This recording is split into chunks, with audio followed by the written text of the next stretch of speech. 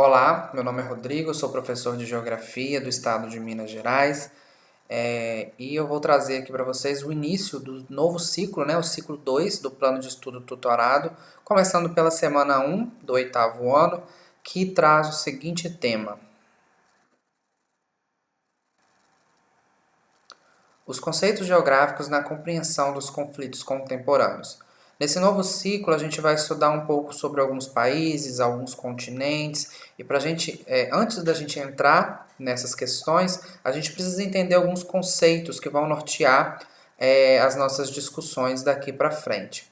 Então vamos lá? A primeira diferença, os primeiros conceitos que a gente vai entender é a ideia de povo e nação. Então, o que é o povo? O povo, ele é o conjunto de pessoas, que possuem características comuns entre si e características bem peculiares, bem fortes, que a definem como um povo único. Então, a língua, a cultura, os hábitos, a religião, as práticas que essas pessoas fazem, as define como um povo. Existem vários povos pelo mundo, eu vou trazer um exemplo daqui a pouco, e na apostila também tem alguns exemplos. Mas esses povos, eles não possuem um território delimitado, eles não possuem um lugar específico onde eles vivem e onde eles exercem as suas funções sociais, enfim. Quando isso acontece, quando um povo ele reivindica um lugar e consegue um território para si, aí sim ele é chamado de nação. O conceito de nação, ele geralmente ele é confundido com o povo, porque a nação é a mesma coisa que o povo, um conjunto de pessoas que possuem características comuns entre si, características particulares, socioculturais principalmente, mas a diferença é que a nação é quando esse povo ele possui um território e um governo que vai administrar político, uma organização político-administrativa a partir de um governo, de um estado, que é os próximos conceitos que a gente vai estudar. Então, repetindo, povo é o conjunto de pessoas, uma população com características particulares entre si e com características também importantes no sentido sociocultural, como língua, folclore, a cultura, festas, a religião, tudo isso vai dar as características daquela população e aí eles são chamados de povo. Quando esse povo passa a ter um território, um lugar delimitado, onde eles podem exercer todas essas características socioculturais e, além disso, possuem uma organização também político-administrativa, aí eles passam a ser chamados de nação. Eu trouxe aqui 2 exemplos. Os ciganos, geralmente, a gente conhece como a nação cigana, mas na verdade, dentro disso que a gente acabou de falar, muitas vezes é confundido o povo com a nação, mas no que a gente acabou de falar, os ciganos, na verdade, eles são caracterizados como povo.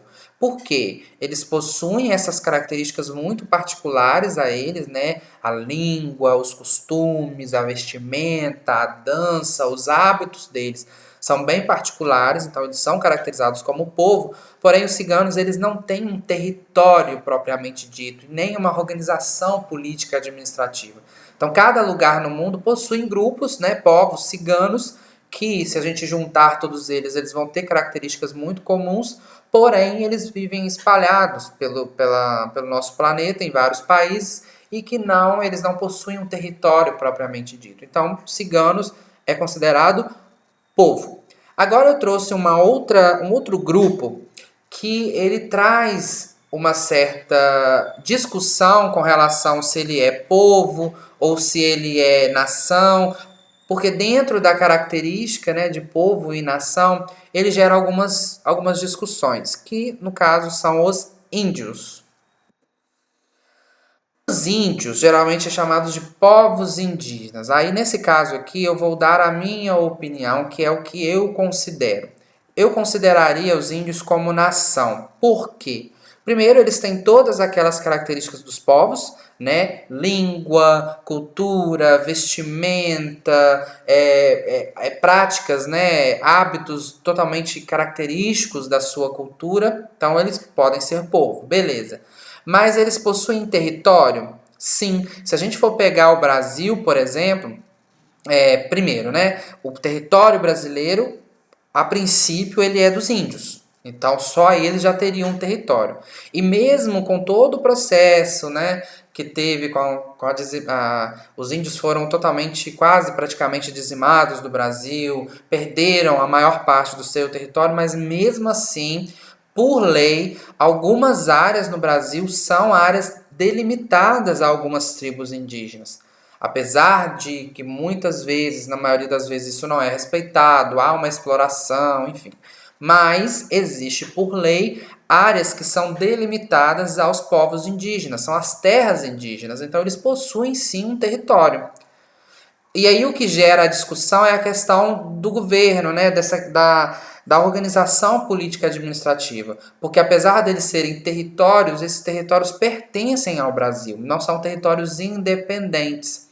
Mas eles seguem as regras do governo federal, então eles sim têm uma uma organização política administrativa para com o Brasil, mas também uma organização política administrativa interna, né? Os grupos indígenas, as tribos, elas têm uma organização desde lá do índio, que é o mais respeitado, o mais importante, dentro de várias fases aí dessa organização social que eles têm. Então, na minha opinião, sim, os índios poderiam ser classificados como nação.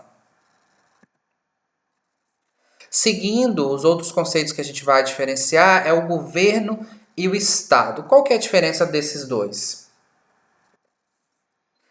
O governo, ele é representado pelos comandantes de toda a questão político-administrativa de um território. Uma característica importante é que o governo ele é transitório. São aquelas pessoas que representam as outras pessoas da população, então são pessoas escolhidas para isso, e aí essa escolha pode ser democrática ou não, vai depender, cada lugar tem uma forma de governo diferente, mas a gente não vai entrar nisso. O importante é a gente entender que o governo, ele é a representação da população nas esferas mais importantes dentro do território. E o governo ele é transitório. Esses representantes eles mudam de tempos em tempos. Então isso é uma característica importante. O governo ele faz parte do Estado. Então essa amplitude também é importante, né? O governo faz parte do Estado. Então o que é o Estado? O Estado é o conjunto, né, de pessoas e de organizações, de instituições que formam a organização político-administrativa de uma nação. Então, são as esferas mais importantes de uma determinada nação. Então, e aí vem, né, a polícia, os ministérios, toda a organização política administrativa para poder organizar a nação dentro daquele território. E uma das esferas do Estado é o governo. E a diferença mais significativa é que o Estado ele não é transitório, ele é permanente. Então, desde que ele é formado, o Estado é Estado. Claro, ele pode passar por algumas modificações, algumas adaptações, algumas melhorias, mas ele sempre vai ser um Estado. E aqui imagens para a gente, né, ilustrar isso. Um exemplo de governo, a Prefeitura Municipal de Ponte Nova seria um exemplo de governo. São pessoas que estão ali para poder representar e organizar aquele espaço dentro de um período determinado, porque, mais uma vez, o governo ele é transitório, dentro de todas as esferas, tá? O governo municipal, estadual e federal. E o Estado representado aí por todas essas instituições que vão garantir a organização política administrativa da nação, e o governo faz parte, né, uma dessas imagens aí é representada a representação, no caso, a representação do governo. Tudo isso para a gente poder trazer o que é um país. O país vai ser a junção de tudo isso que a gente falou. Um país, né, é um espaço delimitado. O país é um espaço delimitado com todas aquelas características. Então, primeiro, a gente tem um território delimitado, né? É importante falar desse território. O território é delimitado por fronteiras. Essas fronteiras, a gente precisa destacar, isso também está lá no PET, na apostila de vocês, que essas fronteiras elas podem variar, elas podem mudar. No caso de um país como o Brasil, por exemplo, as fronteiras elas são mais diversas, né? Desde uma estrada, uma rua, uma cidade que de um lado é um país, de um lado é outro, um rio que de um lado é um país, de um lado é outro. No caso do Brasil, a gente tem até a tríplice fronteira, que é uma fronteira natural, um rio, uma floresta que divide 3 países. Então, mostrando essa variedade. A floresta amazônica, ela também faz divisa com vários países e relevos também que podem dividir países. Então, as fronteiras elas podem ser as mais variadas. E elas podem mudar? Sim, elas podem mudar. Se a gente pegar o mapa do Brasil ao longo do tempo, a gente vai observar que ele foi modificando. O que pode mudar uma fronteira? Então, uma fronteira ela pode ser mudada por um decreto, por uma lei que muda a delimitação de um estado, por exemplo. Uma fronteira pode mudar por questões naturais, às vezes um rio muito grande que transbordou e mudou um pouco o seu curso, e se a fronteira ela era delimitada por aquele rio, então automaticamente a fronteira ela precisa ser modificada, por questões político-administrativas e também por questões de conflitos. Às vezes um conflito de guerra pode modificar uma fronteira, um país pode perder um pedaço das suas terras ou pode ganhar um outro pedaço, então isso também vai modificar a fronteira. Então são vários fatores que modificam a delimitação dos territórios. Um país ele também é composto por povos e nações, então dentro de um mesmo país a gente pode ter vários povos e uma nação que represente de fato aquele país, mas sim podem haver vários povos dentro de um mesmo país.